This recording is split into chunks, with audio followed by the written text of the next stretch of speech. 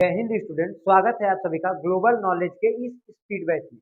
इसके पहले वाले क्लास में द्विघात समीकरण क्या था, द्विघात समीकरण को कैसे हल किया जाएगा, इसके विषय में एक एक चीज को हम आप लोगों को पूरा डिटेल में समझा दिए थे। अब ध्यान रखना, आज के क्लास में हम आप लोगों को समांतर श्रेणी क्या होती है, समांतर श्रेणी से प्रश्न कैसे बनता है, इन चीजों के ऊपर बात करेंगे और इसको कंप्लीटली सॉल्व करके समाप्त कर देंगे। ठीक है, तो आगे बढ़ते हैं और समझते हैं कि समांतर श्रेणी क्या होती है। ठीक, तो ध्यान दो, समांतर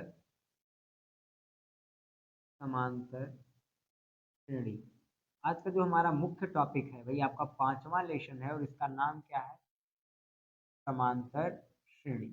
अब देखो, समांतर श्रेणी क्या होती है या समांतर श्रेणी किसे कहते हैं, इसके विषय में बातचीत करते हैं। अब देखो, समांतर श्रेणी क्या होती है, ध्यान रखना। सबसे पहले श्रेणी के विषय में हम लोग जान लेते हैं। सबसे पहले हम श्रेणी के विषय में जान लेते हैं कि श्रेणी क्या होती है। तब हम अगर समांतर श्रेणी को जानेंगे तो हमें जानने में और ज्यादा मजा आएगा और आराम से समझ में आएगा। तो श्रेणी का मतलब क्या होता है कि जब किसी चीज को एक क्रम में सजाकर खड़ा किया जाता है तो उसे हम क्या कहते हैं, श्रेणी। तो उसे हम क्या कहते हैं, श्रेणी। यानी जब किसी भी चीज को एक क्रम में हम सजा के खड़ा करेंगे, एक लाइन से लगाएंगे, तो वो क्या बनाएगा, श्रेणी। उसे हम कहते हैं श्रेणी। तो उससे किस चीज का निर्माण होगा, श्रेणी का क्या होगा, निर्माण होगा। ठीक, तो इस चीज को तो हम कहते हैं श्रेणी कहते हैं। अब बात करते हैं किस चीज की, समांतर श्रेणी की। उस चीज से जिस चीज का निर्माण होगा उसे हम क्या ऊपर अध्याय नाम देंगे, श्रेणी का नाम देंगे। अब जैसे मान के चलो, हम कोई संख्या लिए, जैसे 1 2 3 4 5, तो ऐसे एक क्रम में इनको ऐसे सजा के लगा दिए, तो ये किस चीज का नाम बन गया, श्रेणी। आप लोग स्कूल में जाते होंगे तो प्रेयर के लिए आपको जब एक लाइन में एक कतार में खड़ा कराया जाता होगा, तो सब लोग कतार में खड़ा होते हैं, एक लाइन से खड़ा होते हैं, उस चीज को हम क्या कहते हैं, श्रेणी। तो वहां से जिस चीज का निर्माण होता है उसका नाम क्या होता है, श्रेणी का निर्माण होता है। आप देखोगे, गेहूं वहूं दमाने के बाद या धान उन दमाने के बाद जब धान उनको बोरा में भरा जाता है तो एक लाइन से एक कतार में छल्ली मार दिया जाता है, तो उसे हम क्या कहते हैं, श्रेणी।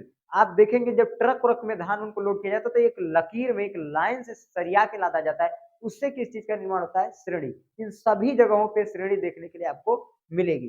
श्रेणी का मतलब ही होता है कि जब किसी चीज को एक क्रम में लगाया जाए तो उसे हम क्या कहते हैं, श्रेणी। अब बात करते हैं किस चीज की, समांतर श्रेणी की। तो समांतर श्रेणी का मतलब क्या होता है कि जब दो श्रेणी, दो संख्याएं या दो चीजें जब एक साथ सजा के रखी जाएंगी तो उनके बीच का जो गैप होगा वो सेम होना चाहिए।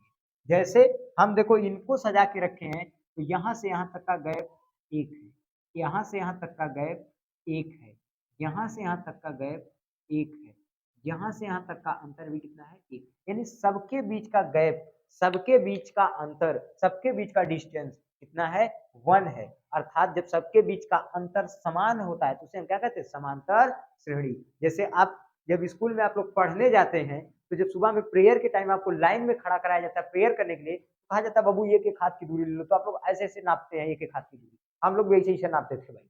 तो जब इस तरीके से एक एक हाथ की दूरी लेकर के नाप करके आप लोग खड़े होते हैं तो जिस श्रेणी का निर्माण होता है, क्योंकि सबके बीच की दूरी सेम होती है, तो सबके बीच की जब दूरी सेम होती है तो उसे हम क्या कहेंगे, समांतर श्रेणी। जैसे यहाँ पर देखेंगे तो सभी संख्याओं के बीच का अंतर क्या है, समान है, तो अतः इसे हम क्या कहेंगे, समांतर श्रेणी। यह एक श्रेणी है और जिस इस श्रेणी के बीच का जो अंतर है वो क्या है, समान है, अतः ये कौन सी श्रेणी बन गई, समांतर श्रेणी। अब समांतर श्रेणी में कुछ चीजें मूल होती हैं, इंपॉर्टेंट होती हैं, अब उनको हम जान लेते हैं। जैसे एक चीज इसमें आता है प्रथम पद, क्या आता है, प्रथम पद। ठीक, दूसरा प्रथम पद को आप किससे लिखेंगे, ए से। दूसरा आता है सार्वअंतर, सार्वअंतर। ठीक, सार्वअंतर। ठीक, सर्वांतर को कैसे लिखते हैं, डी से। इसके बाद आता है पदों की, पदों की संख्या, पदों की संख्या को लिखते हैं एन से। ठीक, फिर आता है अंतिम पद, क्या आएगा, अंतिम पद। ठीक, अंतिम पद को कैसे लिखेंगे, एल से या ए एन से। ए एन और एल दोनों से हम लिख सकते हैं किसको, अंतिम पद को। इसके बाद आता है एन पदों का, एन पदों का, एन पदों का योग। एन पदों के योग को हम कैसे लिखेंगे, ध्यान दो, एस एन। n पदों के योग को कैसे लिखेंगे, Sn से। ठीक, अब ध्यान दो, प्रथम पद का मतलब क्या होता है कि जो कोई भी श्रेणी लिखी हो, कोई भी श्रेणी लिखी हो, उसमें जो सबसे पहला पद आता है उसे हम क्या कहते हैं, प्रथम पद। जैसे यहाँ पे एक समांतर श्रेणी लिखी गई है, ये जो समांतर श्रेणी लिखी गई है, इस समांतर श्रेणी में ये जो पद आपको दिख रहा है, ये कौन सा पद कहलाएगा, प्रथम पद।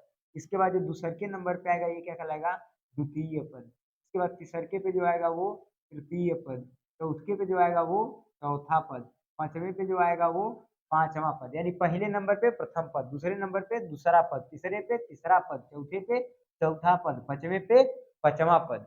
समझ में आ गया। तो जब कोई भी एपी बनती है, जब कोई भी एपी बनती है तो उसमें ऐसे ही पद आते हैं, पहला पद, दूसरा पद, तीसरा पद, चौथा पद, पांचवा पद। कोई दिक्कत, समझ में आ रहा है। प्रथम पद बराबर ए, दूसरा पद सार्वंतर होता है, दूसरा पद को कैसे लिखते हैं, डी से। दूसरे पद का मतलब होता है सार्वंतर भाई। तो कोई भी एपी बनती है तो इसी तरीके से बनती है, कोई दिक्कत नहीं है ना। अब आगे चीजों को जान लेते हैं। सार्वंतर क्या होता है, इनके बीच का जो गैप होता है उसे हम क्या कहते हैं, सार्वंतर। पदों की संख्या, पदों की संख्या का मतलब होता है एन, एन का मतलब होता है इसमें कै पद हैं, जैसे 1 2 3 4 5, 5 पद है, वही क्या हो जाएगा, एन का मान। अगर कोई एपी आप लिखिए, जैसे लिख दीजिए 2, 8, 14, 20, कामा हो जाएगा 26, कामा हो जाएगा 32, कामा हो जाएगा 38। तो ये एक एपी बन गई, ये बन गई एपी। इसमें जो सबसे पहले नंबर पे दिख रहा है वो क्या हो जाएगा, प्रथम पद। जो सबसे पहले नंबर पे आपको भाई दिख रहा है वो क्या हो जाएगा, प्रथम पद। ठीक, दूसरे पे दूसरा पद, तीसरे पे तीसरा पद, चौथे पे चौथा पद, पांचवें पे पांचवा पद। इस तरीके से ये क्या हो जाएगा, एपी का निर्माण हो जाएगा। कोई दिक्कत नहीं है ना।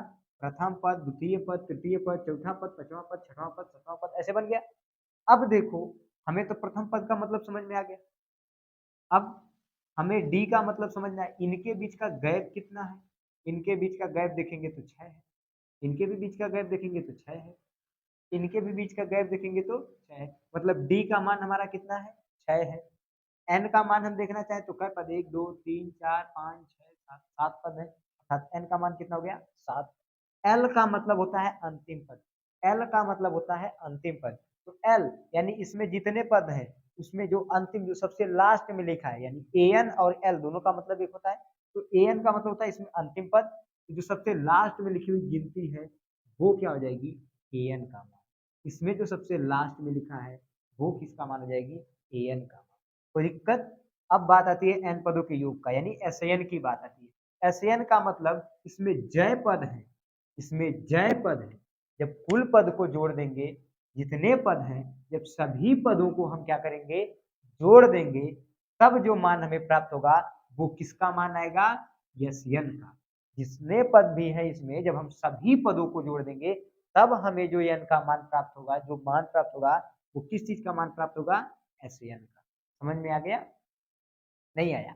देखो इस एपी में इतने पद हैं, हम सबको जोड़ देते हैं। जैसे कितना आएगा, 2 1 3 3 3 6 6 4 10 5 15। तो ये जो 15 निकल के आएगा सबको जोड़ने पर वो किसका मान प्राप्त होगा, एस एन का।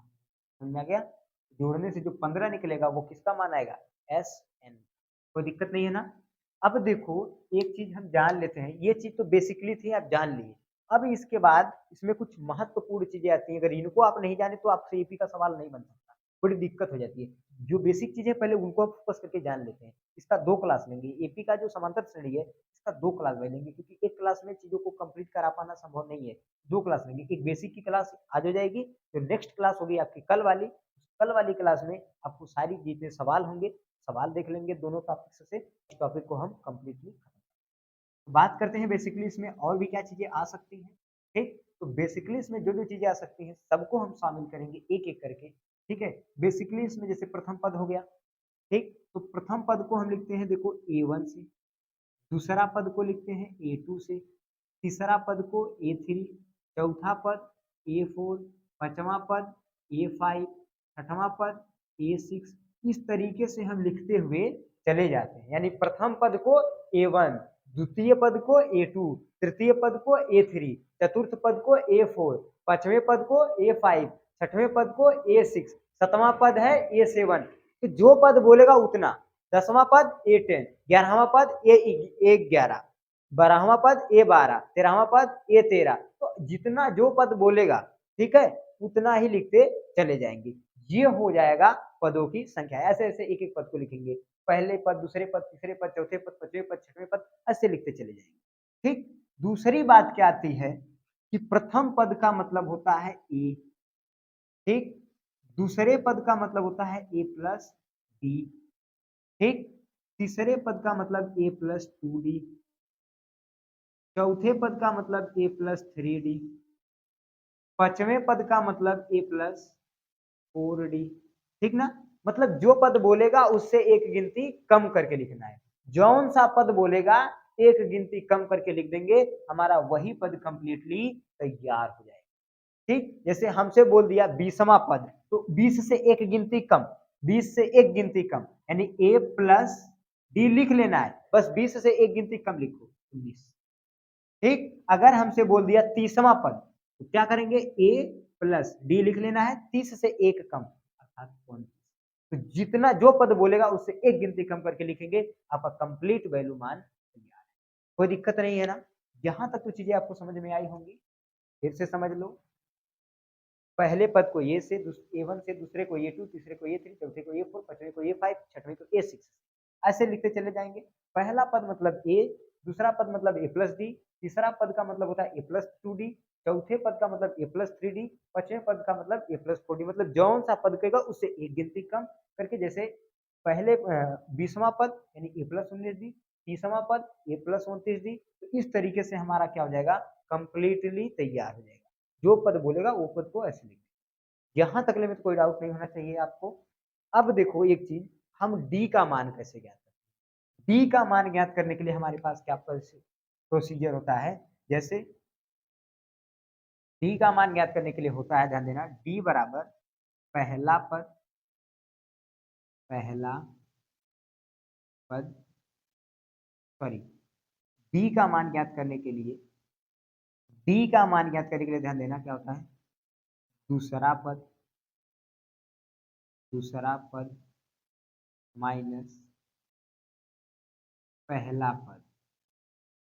ठीक, अगर इस तरीके से हम ज्ञात करेंगे, दूसरा में से पहला माइनस कर देंगे, डी का मान मिल जाएगा। लेकिन अगर हमें कंप्लीटली चेक करना है कि कोई भी मान एपी में है या नहीं है, कोई श्रेणी दे दिया, पूछ दिया कि ये एपी में है कि नहीं है, तो चेक कैसे करेंगे, तो चेक करने के लिए डी का कम से कम 3 मान निकालेंगे। अगर तीनों मान उसका सटीक आया, सेम आया, तो कह देंगे कि यह एपी में है, और नहीं तो कहेंगे कि यह एपी में नहीं है। जैसे देख लेते हैं, देखो ध्यान से लिखेंगे, तीसरा माइनस तीसरा पद माइनस दूसरा, ठीक, लिखेंगे चौथा पद, चौथा पद माइनस तीसरा पद, तीसरा। ठीक, अगर हम उस तरीके से, ये तो हो गए बड़े फॉर्म में, हिंदी के फॉर्म में, अगर छोटे लेटर में लिखना चाहें तो डी बराबर हम लिख सकते हैं, इनका उपयोग कर लेंगे। जैसे कि A1 आएगा क्या, A2 माइनस A1, लिख सकते हैं A3 माइनस, लिखेंगे A2, लिख सकते हैं A4 माइनस। इस तरीके से कंप्लीटली चीजों को हम क्या कर सकते हैं, लिख सकते हैं। यहां तक में तो आपको कोई दिक्कत भी नहीं होनी चाहिए, ना ही कोई डाउट होना चाहिए। कोई दिक्कत तो है नहीं आप सभी को। तो इस तरीके से आपका बेसिक है, इन चीजों को आप रिपीट कर लीजिएगा। अगले क्लास में कैसे मान को निकालना है, कैसे इनको हल करके आगे बढ़ना है, सारी चीजों को देखेंगे, और कैसे कैसे इनका क्वेश्चन बनेगा उनको भी देखेंगे। इसके बाद जो भी चीजें रहेंगी, कल अगले क्लास में, जो कल का क्लास होगा आपका, बहुत बेहतरीन क्लास होगा। लेकिन इस क्लास के किए बगैर अगर आप उस क्लास में आएंगे तो वहाँ क्वेश्चन आपसे नहीं बनेंगे, ये बात हम ध्यान रखना, आपको लिख के दें। इसलिए कल का क्लास करने के लिए आपको आज का क्लास कंप्लीट देखा, ठीक। तो आशा करते हैं आज के क्लास में जितनी भी चीजें आपको समझाए होंगे सब बेहतर समझ में आई होंगी। मिलेंगे नेक्स्ट वीडियो में।